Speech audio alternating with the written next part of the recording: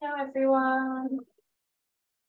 Hopefully you can hear and see Annica and I, and you can see my screen. Just going to give everyone a few minutes to join us.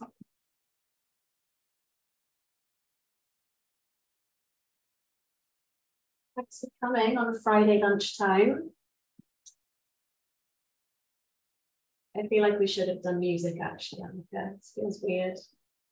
It does feel weird, doesn't it? I can say hello to some people that I recognize. Sean's here. Hi, Sean. And Jamie, I recognize. Hi, Jamie. Do you recognize? Oh, Kat is here as well. She knows both of us. Oh, yeah. Hi, Kat. This is a result of your work. I hope you're proud. Hi, Jenna. Hi, Kat. Hello, everyone. This is exciting. Okay, well, I'm going to start with a little bit of a Zoom tour, just in case no one has used Zoom before and doesn't know what the hell is going on. So you should have a couple of controls at the bottom of your screen, one of which is a little Q&A box. So if you think of any questions as we go through today, you can just pop them in there if you don't mind. And if you see a question in there that you really like, or someone stole your question, you can upvote it, so we can make sure that one gets answered first. And then you should also have a chat box. So just to test, if you just pop in the chat box your name and where you're joining us from today, that would be really lovely, so we can say hello.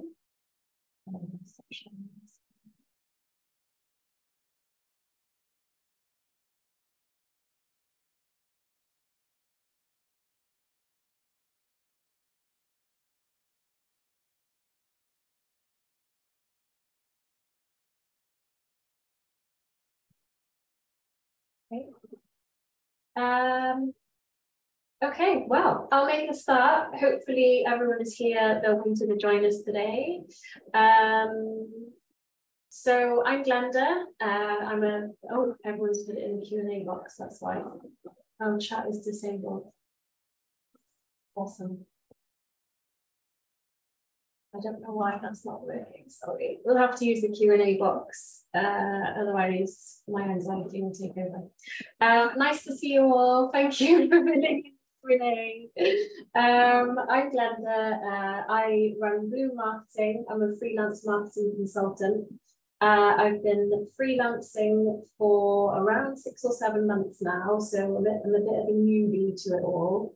The reason you're all here today is as a result of my own experience, I guess. So when I was thinking about going freelance, I was obviously doing some research. I started following some other freelancers and some people who started their own businesses. And I was getting a really mixed kind of bag of stuff that was going on. So I was following loads of freelancers who were moaning about their clients not paying their invoices on time, and it just felt like a really negative environment. I was following freelancers who were working like all the hours under the sun, which also didn't feel like something that I wanted to do. And then I was following some like business owners who I think had gone the other way and were like, this is how you can make £4 million overnight, which just kind of felt toxic and not really like where I wanted to be. And it wasn't until I actually took the plunge and started freelancing and spoke to some amazing people, like all of the guests that you'll meet if you're doing the whole series of 6 with me, like Annica, and like Natalie, who's an amazing accountant, that everyone just made it feel more possible for me. And they told me about their own experiences as starting out on their own or starting their businesses. And I was like, yeah, why aren't more people talking about this? So that's what I'm doing. I'm hopefully giving these amazing women a platform to share their stories with you. Not to say that it's all been plain sailing, I guess, but yeah, just a little more positivity, down-to-earth experiences that I wanted as many people to hear as possible. So my guest today is Annica Wainwright, who I won't formally introduce because I think Annica can do a better job of that herself. But Annica is a co-founder of Two Forks. So at this point, Annica, if you'd like to say hello and intro yourself, that would be amazing. Hi, everyone. Yes, so I run a company called Two Forks, and we work with food, drink, and hospitality brands, and we help them essentially take their customers on a really deliberate journey from first-time customer to return customers, and eventually the kind of fans and ambassadors that will spread the word about your brand to everyone else. And we do that mostly through tone of voice and brand messaging development so that people can find the messages that really connect with an audience. And then we apply it through journeys and feed those journeys with messages that make people feel like they're closer to the brand because we're talking about things that they want to hear. So we do tone of voice and brand messaging. We do customer journeys like email automations. We do menus for restaurants. Yeah, that's essentially what we do.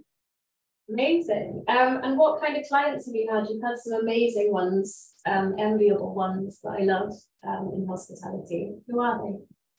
So yes, Anna, my co-founder, and I, we made a New Year's resolution a few years ago to only work with brands that we really love. And we talked about that publicly, and that was actually quite a shrewd marketing move because people were like, oh, we want to be the kind of people that people want to work with. So we've been lucky to work with the likes of Oaxaca, Dishoom, Hawksmoor, Rosa's Thai, Caravan, Pizza Pilgrims, all of my favorite brands in hospitality, essentially. I feel like this conversation is going to make everyone hungry, so it's a good job it's lunchtime. They can all go eat afterwards. Cool. So if you can take us right back to the beginning, Annica, and tell us where you were before Two Forks, how it all started with you and Annica, and yeah, tell us the story.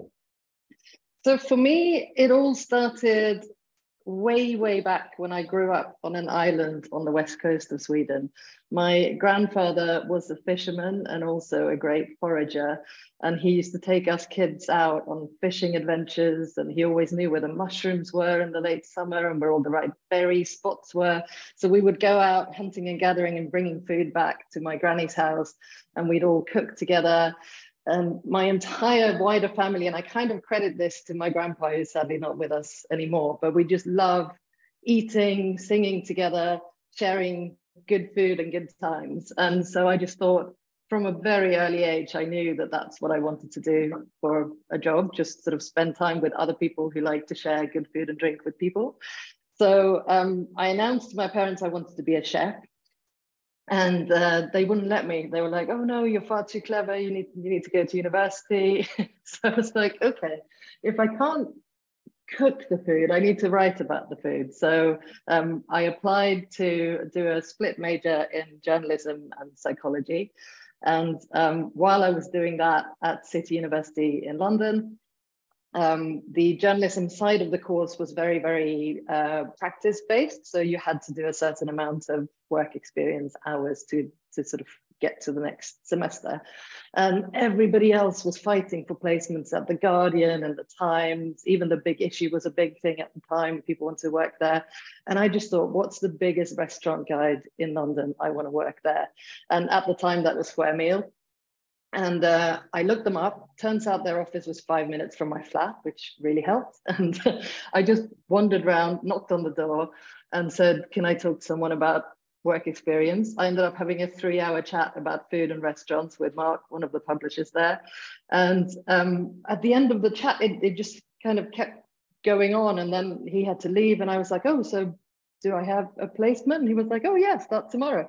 And I ended up spending 16 years at Square Meal, starting as a menu collector, which really feeds my obsession with menus. I absolutely love it. I used to spend, this was before the internet. So, well, the internet existed, but publishing hadn't really caught on. So every single year we would split London into areas, and we would go out with our backpacks on and collect physical menus from all of the restaurants in that area.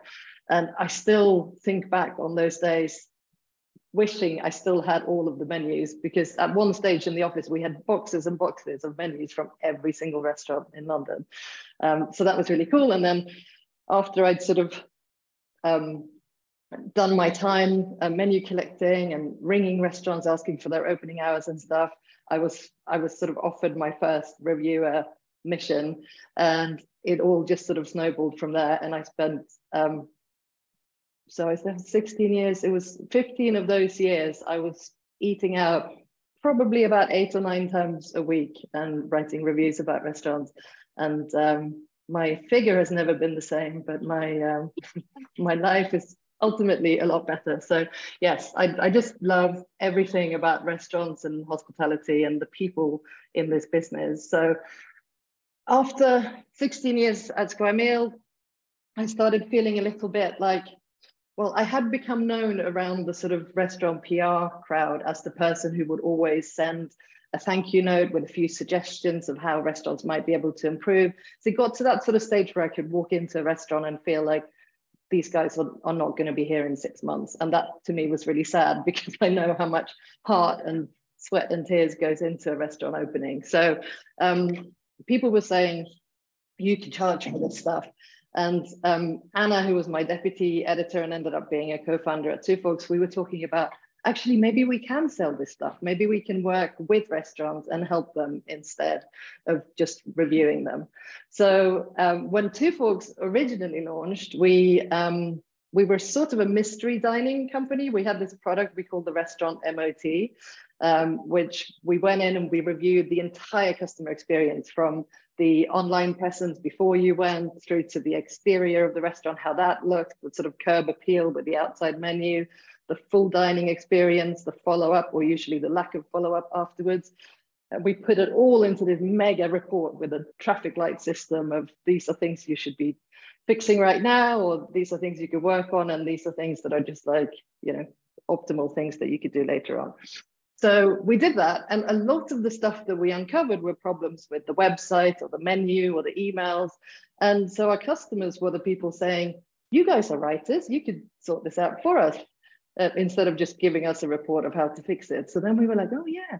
And it was in the process of Googling best web writing practices that I came across the concept of copywriting. So now I call myself a copywriter, but at that time I had no idea what that even was.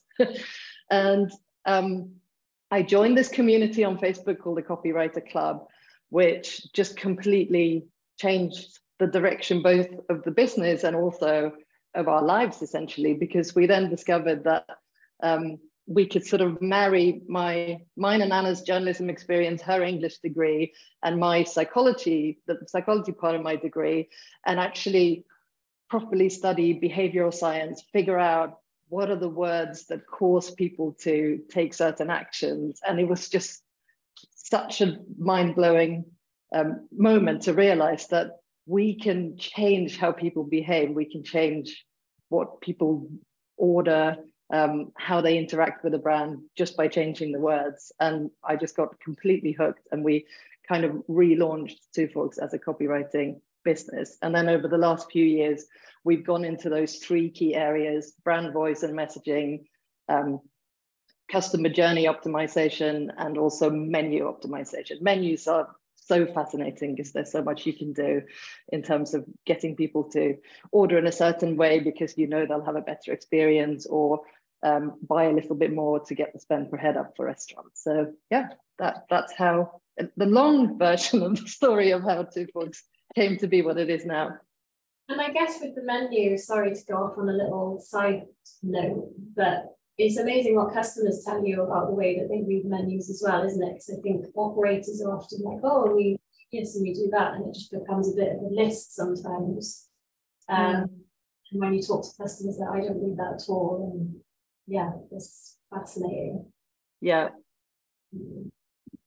Talking to customers is at the core of absolutely everything that we do. And it's so surprising how little time businesses in general spend speaking to their customers and finding out what really, really matters to them, because we can all communicate so much better if we focus on the things that customers tell us matter to them.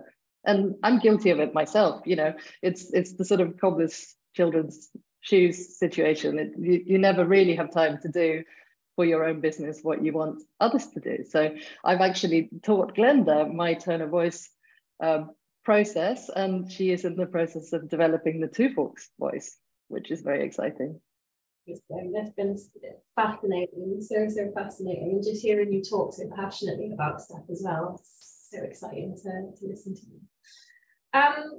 Can I go back to when you mentioned you and Anna kind of got together? How did that conversation go? Like how did that shift take place from you guys working at Square Meal together to then being like, actually, we're going to be business partners? Like, what was involved? How did it go? It was kind of an it was both a long process and a very fast one towards the end. So we had desks next to each other. We worked together for years, and we knew that we were a great team, and our work, both of our individual work, is better when the other person is involved. So we knew if we ever left, we wanted to do something together. We both worked 4 days a week at Square Meal towards the end, so we had a day to play with. And so we used to get together. We spent a lot of money in restaurants. That was the investment in our business, was to go out for a nice lunch and have a good chat about what we're going to do. And we spent quite a few Fridays just dreaming and plotting and building this template for the restaurant MOT and the stuff that we wanted to do. But we never really did any business development. We just sort of thought, we'll get to it. We'll finish the project.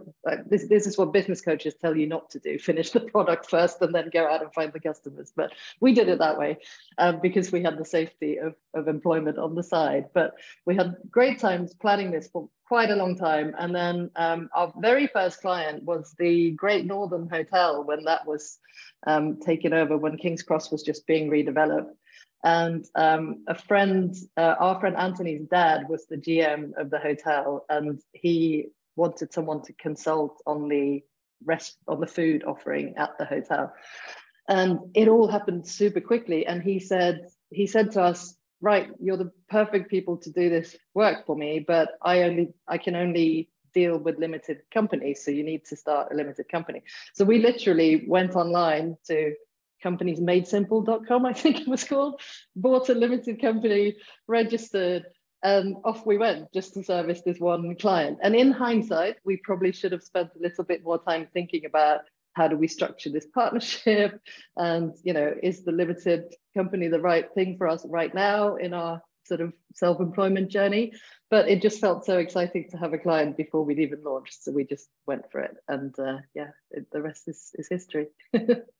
Amazing. And you hear that a lot, don't you, of people kind of doing it while they're still working, like they've kind of got a bit of backup, so they kind of stay with you, and we have these little conversations in private to bring the idea to life a bit before they just go, no, I'm leaving, and that's it. Yeah, I think it's both.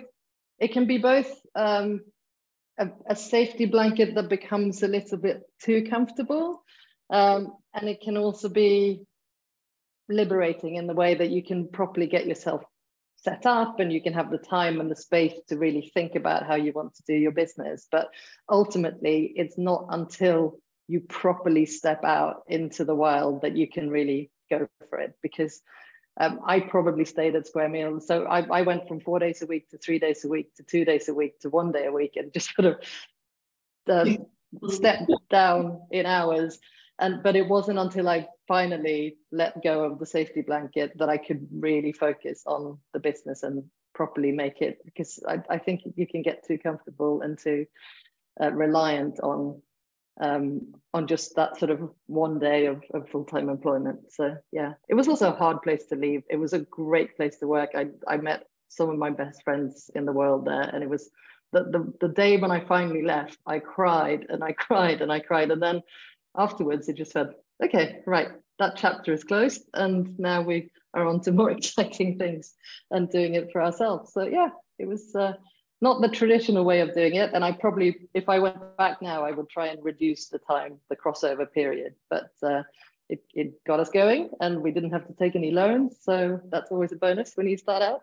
Yeah, amazing. I feel like I did completely the opposite. I just left my job and then I had no job and I was working my notice and I was like, I should be really using this time to like research and do some stuff. And I didn't. And then in January, I was just kind of sat at my computer going, what do I do now?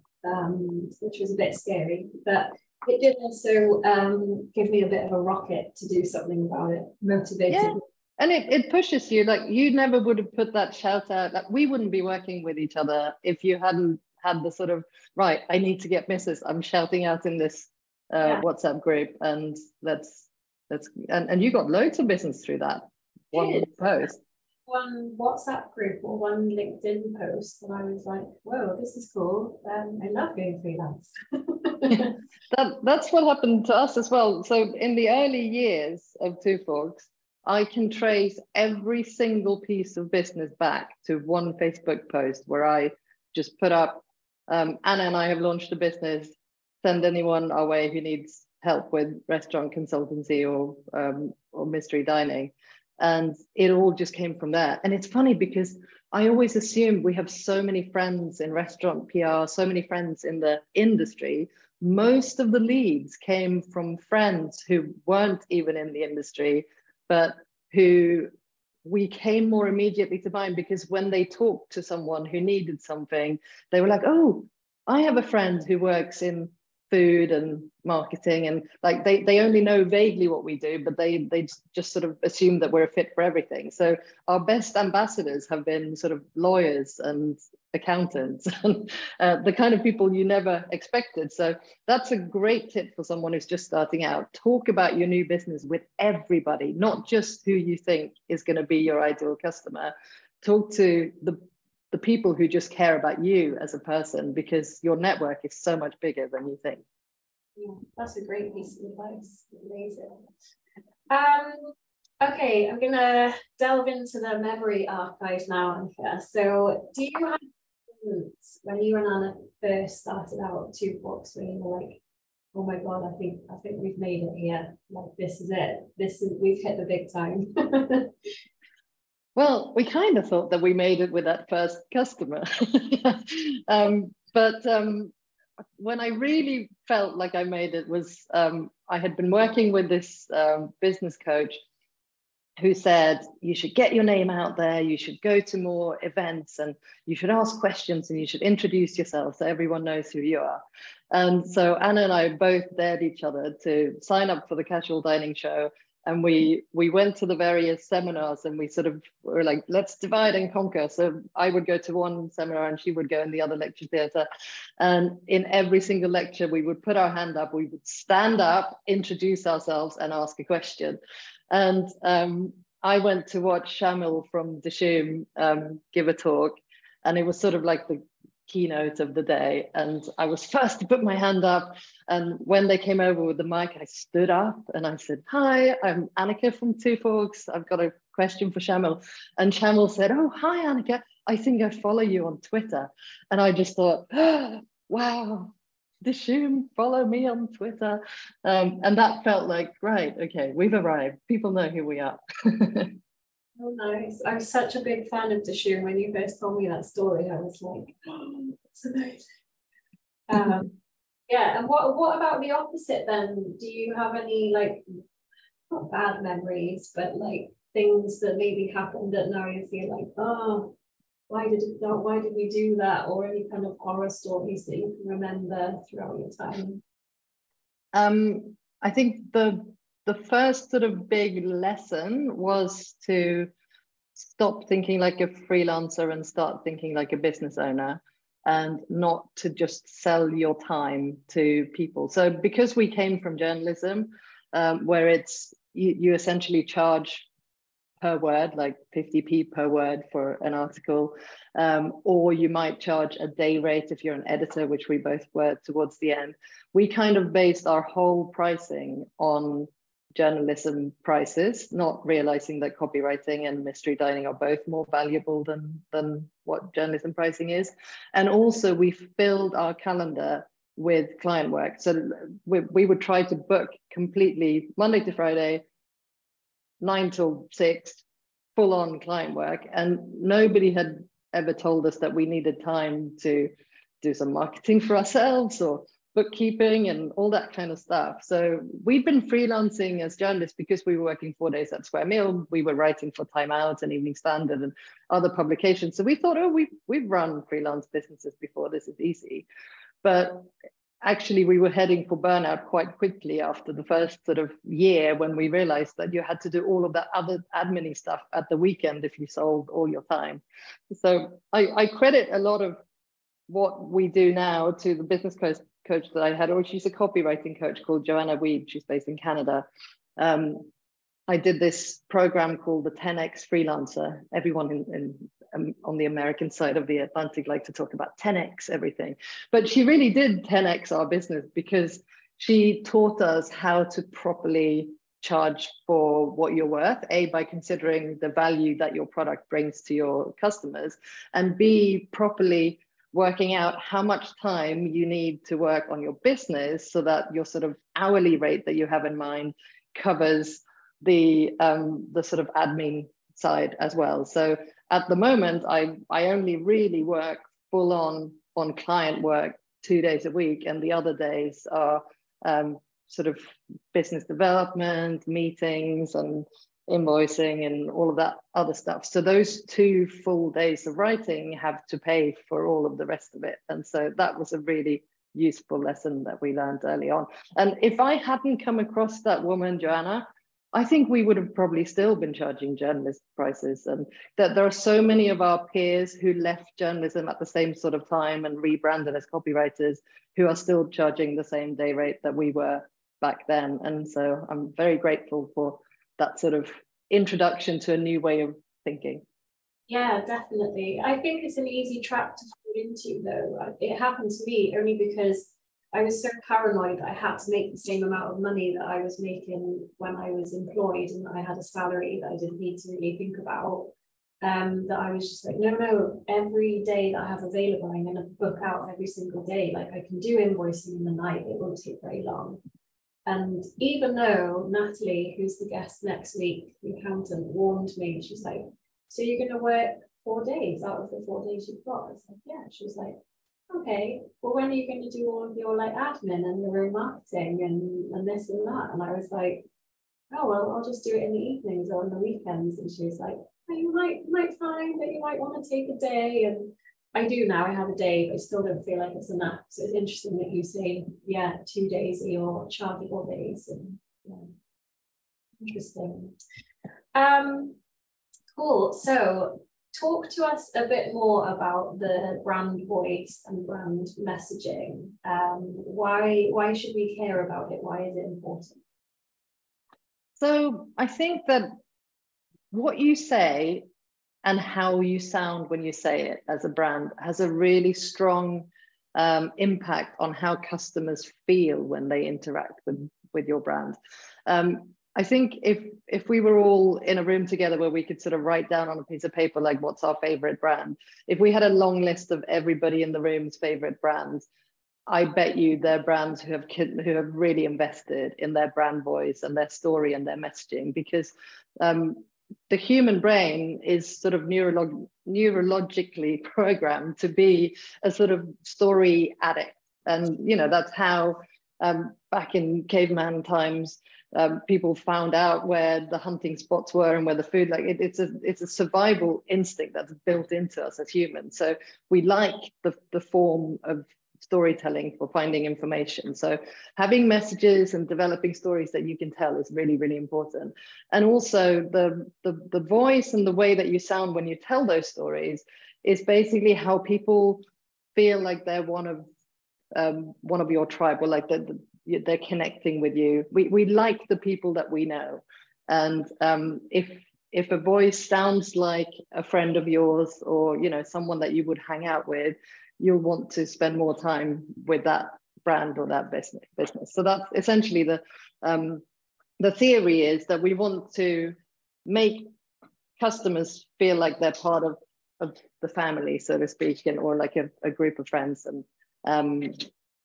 And by developing a brand voice that hits those sort of messages that we know are important to customers, and we're saying them in a way that sounds like one of them, we can get closer to them, because the heart is closer to the wallet than the brain. And if we feel a connection, we're much more likely to want to spend our money with that brand. So yeah, that's the theory. Amazing. How do you get to that point? What's your process for unraveling all of that and understanding it when you work with a brand? So we like to involve customers from the very start of the journey. I think a lot of brand work tends to be quite introspective. So, you know, you'll go around to your brand agency and you'll sit around on beanbags and you'll talk about how you want to be seen and how you want to be perceived. But if you really want to make that connection with your customer, the most important thing is to figure out, how do we want our customers to feel when they interact with us? What's really important to them, and how can we come across as someone that can deliver those things that they want, but also who can make them feel the feelings that they want. So usually it's quite rare for us that people come to us and say, can you help develop our brand voice from scratch? Usually an established restaurant brand will have spent some money in the past on brand work, and usually they've come out of it with a logo that they really like and colorways that they really like. They might have brand values that really represent them as a business and what they believe in. And then there's usually somewhere in the brand guidelines, one slide on tone of voice that says, we sound like this, this, and this. And then they go out to copywriters, or they give it to their marketing teams, and the writers are sitting there going, but what does it mean? How do we write with this? So usually what we have to do is we have to take the sort of brand values and what they really stand for as a brand, and look at, okay, so given that this is what we believe, what is it that we want our customers to feel when so you're basically taking every value and translating it into a feeling. And so that's a session that we do with the sort of leadership team to sort of talk about the feelings and the outcomes for the customer. And then we do a big piece of customer research, where first we send out a survey where we get to that sort of quantitative data. We want to hear from as many people as possible, where we want to understand how they speak about our brand, why they come to us, what they like about us, what they don't like about us, just to have lots and lots of detail. And then we do interviews as well to find out a little bit deeper about how people talk about the brand. But what we really want to get to is those motivations and objections. So what do our customers really, really care about? And what do they not like? You know, what do they not like from our competition, perhaps? Or is there anything that annoys them about what we do? Is there something we can improve? But by finding those things that really, really matter to people, and then looking at how they talk about those, we can start building the voice. So we build the messaging, which is the stories that we tell, the things that we communicate about. They're all based on motivations and sometimes also tackling objections. And then the voice, how we sound when we talk about that, we take those outcomes and the feelings that we want people to feel, and then we take the translation of how does the customer talk about those feelings, and we craft those into sort of voice pillars. So for example, if we want people to feel like, reassured, I'm with a safe pair of hands. Like Annica knows what she's talking about. She's going to sort out our business. So if I start focusing on, right, my customers need to feel reassured that that I'm capable of developing a voice for them that works. How do they need to feel? I might think about, okay, I need to sound like an expert. I need to sound intelligent. I need to sound informed. I need to sound like someone who's done this before, like I have experience. So then you build your sort of pillars around that. And it's all really about nailing what are the sort of 5 key things that customers really care about, and how are we going to talk about those in a language that both reflects the way that they speak and also reflects what we believe in as a company and how we want them to feel. Amazing. I was just completely drawn in by all of that. I just find it so interesting. I was trying to think of some examples where we've done some interviews together for clients recently, and some of the stuff they tell you just you wouldn't think of, because you have an opinion as a marketer and you're like, I bet they'll say this and I bet they'll say that. and they don't, they go completely off in this other direction. And it just always amazes me that you're like, why didn't I think of that? And unless you talk, you just can't make those assumptions, can you? You have to get out there and listen to them, I guess. Yeah, and I think even though the sort of purpose of the surveys and the interviews is to nail the voice and the messaging, you always end up with so much bonus material. You'll get ideas for new services and products you might offer. You'll get feedback on the way that you run your business. You'll get feedback on your teams. Actually, we could use the example of my own business. So Glenda's been doing interviews with my customers, and I was already pretty sure what I wanted my voice to sound like. I spend a lot of time with my customers. I know how they speak. So it was more about getting it down on paper, but it was so worth doing because in these interviews, people are coming up with all sorts of things that they never would have told me face to face. I think, for example, that they all seem to hate the name Two Forks and they don't understand what it's all about. It's funny because we picked the name because we're like, we're two greedy eaters. We're so greedy. We have two forks, and we just thought it was funny. And then we had this sort of whole persona of like, we have an automated client management system called Dubsado, and we have all of our automated messages are sent from the fork bot. And we thought people thought that was all a bit funny, and it turns out they don't at all. So Glenda put down on my bonus slide, change the name of the business ? And I was like, oh no, it's been 12 years. I don't have the energy to rebrand. It's like 3 people said it, and I was like, I don't want to tell Annica that she needs to change the name. And then also, like, really useful information. Apparently, Will from Hawksmoor thought that we were too cheap and should charge more for our brand voice and messaging development. So that's great feedback. So we'll start putting our prices up imminently. Okay, and so what would be, if you were just talking to a business candidly, what would be your best pieces of advice if they really want to nail their tone of voice? Like, what are the top 3 things that you'd be like, these are the things you need to think about before you do anything or write anything?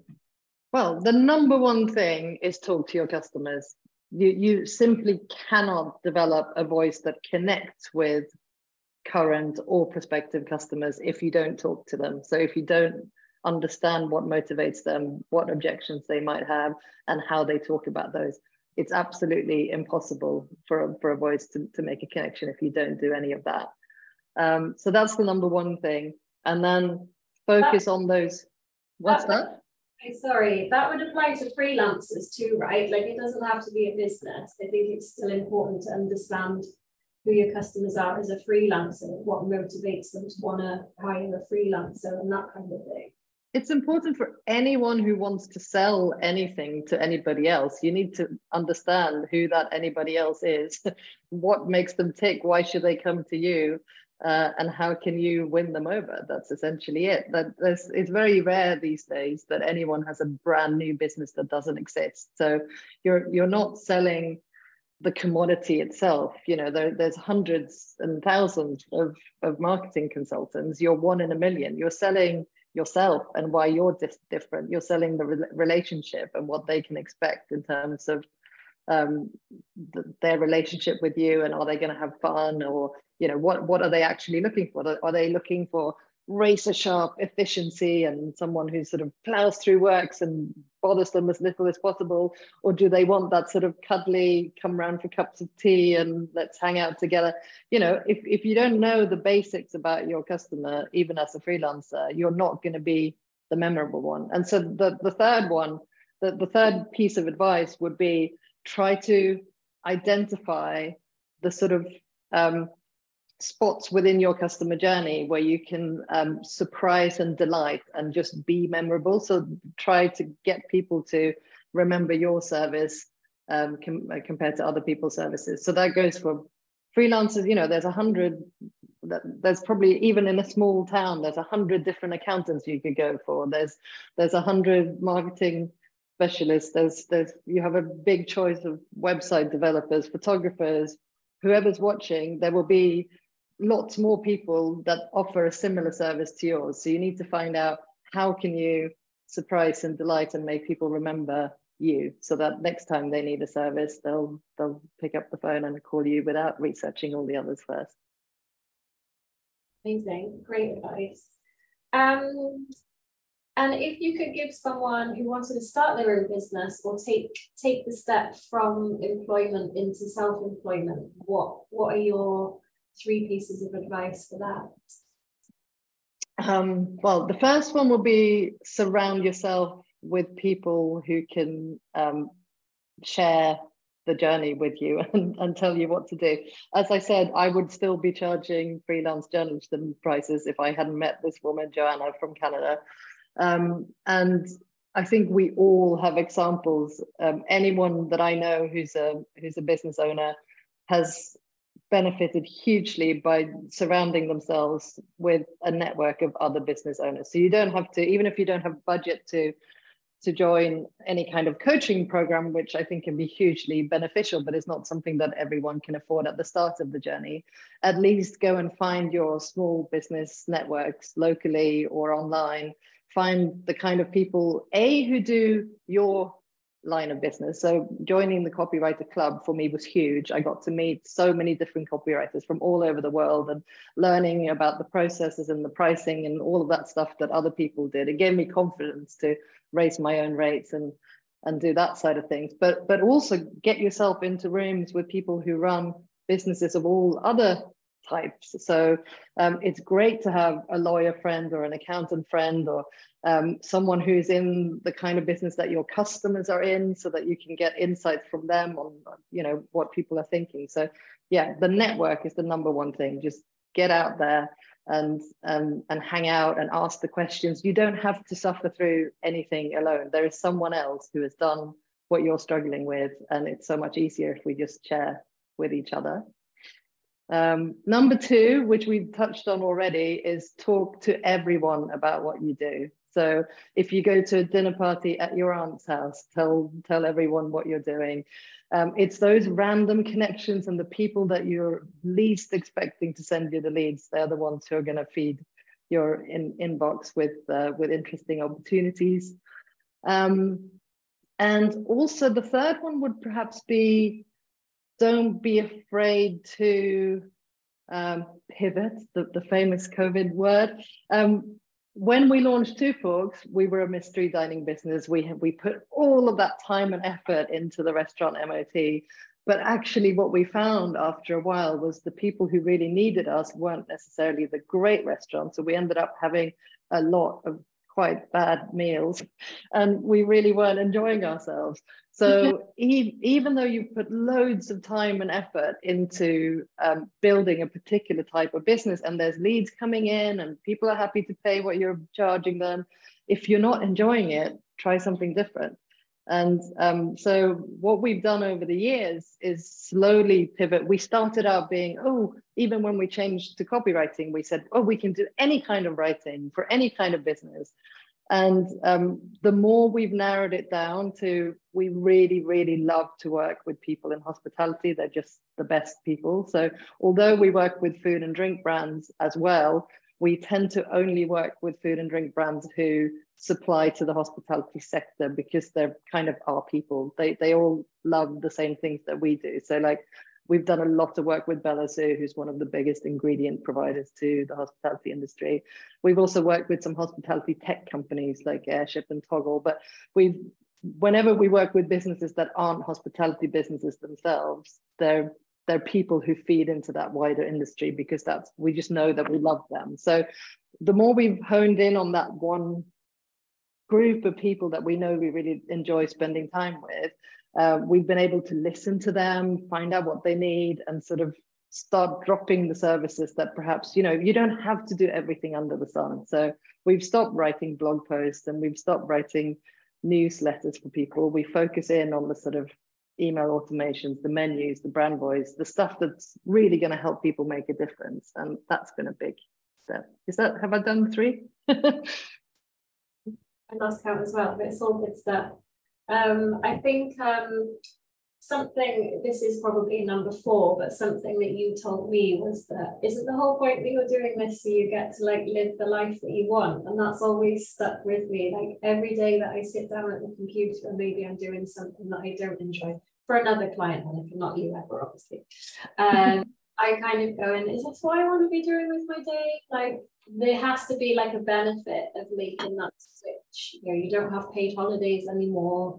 You don't have maybe, I don't know, a free gym membership, but it does mean that you have that total right and flexibility over your own time, that you can just say no to things, and yeah, take the days off that you want to take off.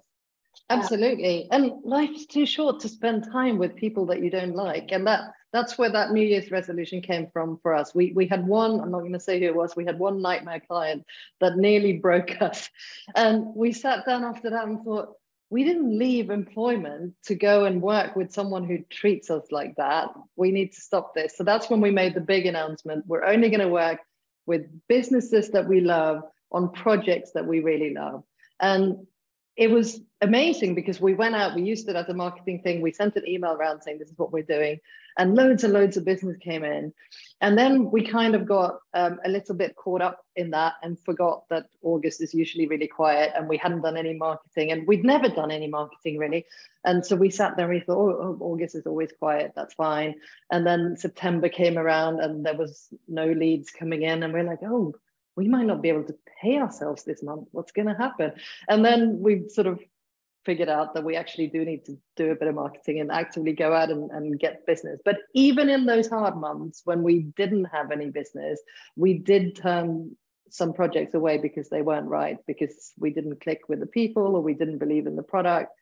And it's been game changing to spend every single day surrounded by people that we genuinely want to hang out with, working on brands that we love, on food that we really enjoy eating, and drinks that we love drinking.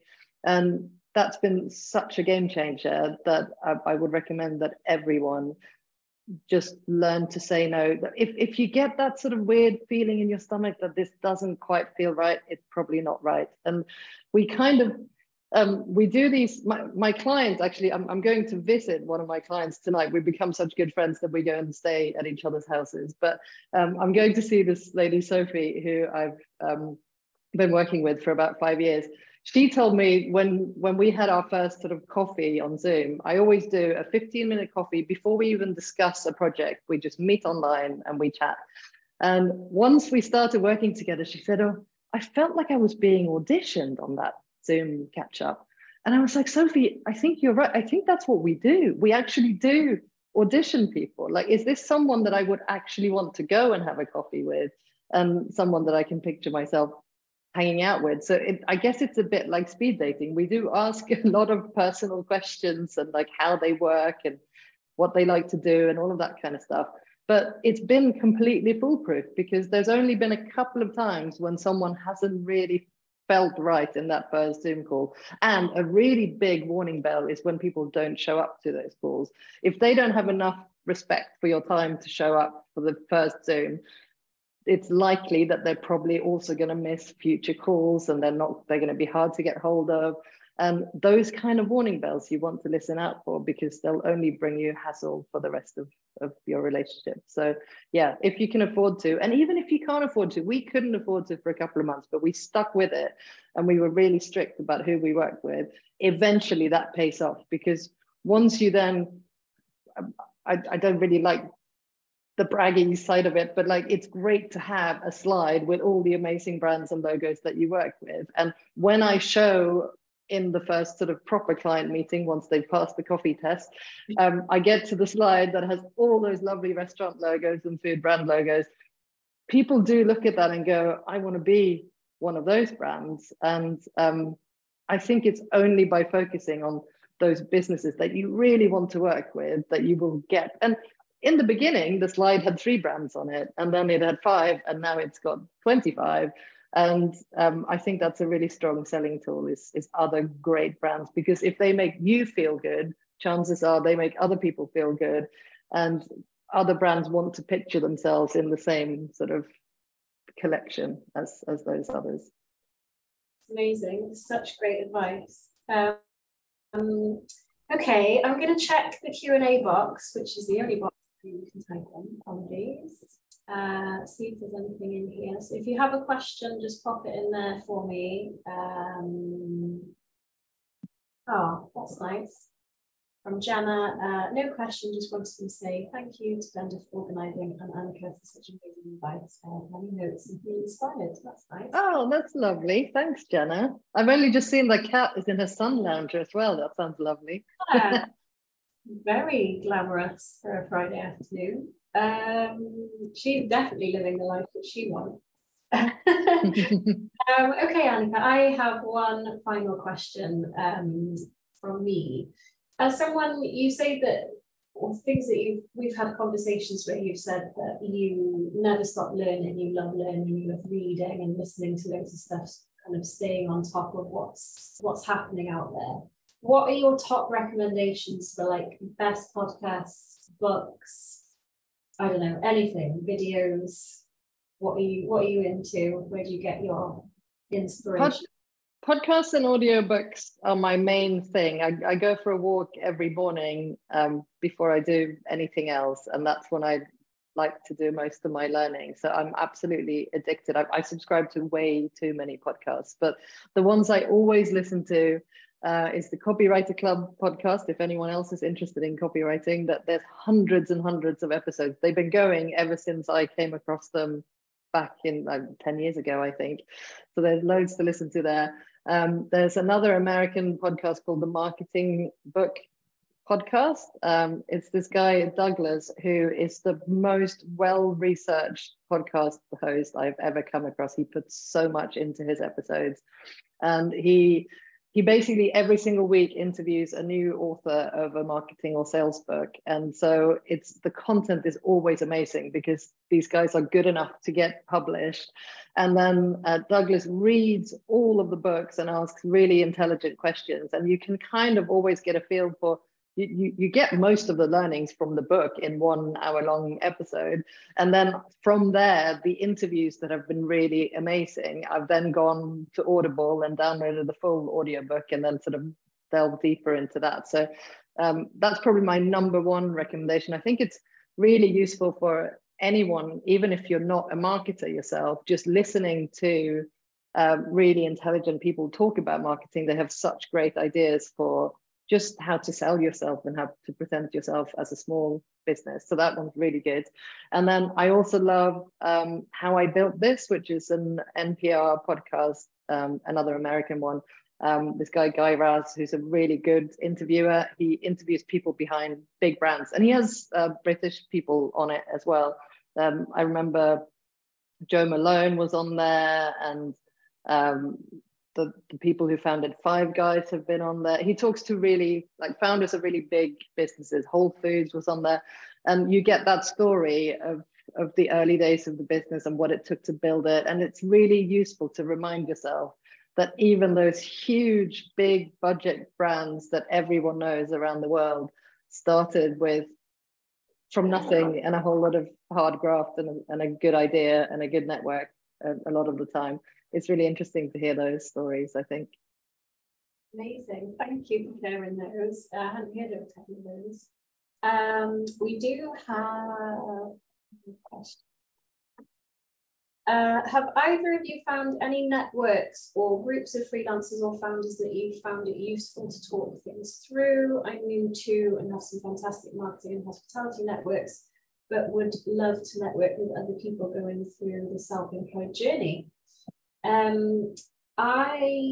So I'm in Bristol, Fiona, so I'm not sure where you are, but there's a local networking group here called Rules of Engagement. It was just set up by, I think, another marketing freelancer, and she has guest speakers, and most people are self-employed or they're from small businesses within the city, and it's just, there's like free pizza, which is one of the main reasons I go. And it's just lots of like-minded people in the same room who like want to learn and want to get better, but also don't know absolutely everything. And it's a really safe space to kind of sit and say, oh, what are you doing with Google Analytics now? It's GA4, and it's no one judges you for not knowing everything and not knowing how to use threads, and you know, all of this stuff that just keeps getting thrown at you as a marketer. So I'm really sorry if you're not Bristol based. But I'm sure if you did a search, Facebook is a really good place to search. I know no one, well, I'm not really on Facebook anymore, but it's a good place to search for networking events like that. I think it's really good advice, Glenda, to go local, and Facebook groups is a great place to find them. Even if you're I know a lot of people have left Facebook, but you can set yourself up a new profile that's just for you as a business owner, and find those local groups. Like in Whitstable, we have a similar one. It's called Seaside Sisters, and it's just creative women working in all sorts of different sort of walks of life. We engage with each other in the Facebook group, and we do coffee mornings and walks and that kind of stuff to just get together. So finding the local people, it's easier because you have something in common already, and then you can find out what other networks they're part of and build from there. Yeah, there's another one called, there's like a mums networking one, which didn't end up being quite right for me, but I think it's important to say as well, like, just go to a few different random ones. Like I did in the beginning, I had too much time on my hands because I just left my job. And I just started going to loads just to see what they were like. And they're not all right. I think you end up finding the right ones with the right people that feels right for you and fits in with who you are. So and also, if you can't find the right one, don't be afraid to start one. So for years, I was looking, because I was so into this copywriter club on Facebook groups. I loved it. I loved everything about it, all the connections I made in there. And I was like, there must be one for food marketers. And I was searching and trying to look. And then eventually I thought, why don't I start one? And that's where I started my Facebook community, the Food Marketing Club. And we've got about 1,800 members in there now, I think. And out of that, we've set up separate little, like, we have a WhatsApp community where we do LinkedIn accountability together. Sean's one of those. Hi, Sean. And we, it's super easy to set up your own thing, invite some people and get those people to tell other people. And it doesn't matter if it grows really slowly. The slower and more organically it grows, the closer the community becomes. And even that the WhatsApp group that came out of the Food Marketing Club that Sean and I are in, I think there's about 15 of us in there. And it's a real sort of, you feel like you're with your friends. Everyone can just say, oh, I'm really struggling with this sort of VAT return or whatever, like a really very specific issue. And then loads of people will pile in. Or if someone's worried about, oh, is this client right for me? Should I take this opportunity? Everyone is very generous with offering their advice and sort of just sense checking and like telling people, no, you're worth more than that. Go for something different. Yeah, definitely. It says she's in Manchester, so if there's anyone else in the group that's in Manchester and has some networking group advice, let Fiona know. We just have one last question. We might be able to squeeze it in the last minute. Kathleen asks, what kind of questions should we be asking our customers when developing the tone of voice? Okay, well, I have what I call my magic 3-question survey, and I think it's a survey that people should send out to their customers at least once a year, every year. And there's only 3 questions. The first question is, what do you like most about X brand? Is there anything you would change about us if you could? And the third question is, how would you describe working with or interacting with this brand if you were explaining it to a friend who didn't know about us? And those 3 questions will give you so much insight to A, what people love about you, B, things that you can improve, and C, that last question where they're describing the experience, that is your voice of customer data that's really going to fuel into the voice and help you talk about things that really matter to people. Amazing. Thank you so much. And thank you so much to everyone for coming. It means a lot to see some little attendee numbers in the top right corner. And thanks so much, Annica, for your time. I know you've given it freely today. But it was great to chat with you, and hopefully there are some people on the webinar who've got some value out of today. If anyone would like to follow up with Annica or I, if you've got any questions or something that we maybe didn't have time to get to today, I think the chat works. Me and Annica. I'm just popping in our email addresses and links to our LinkedIn if you'd like to connect, but no pressure.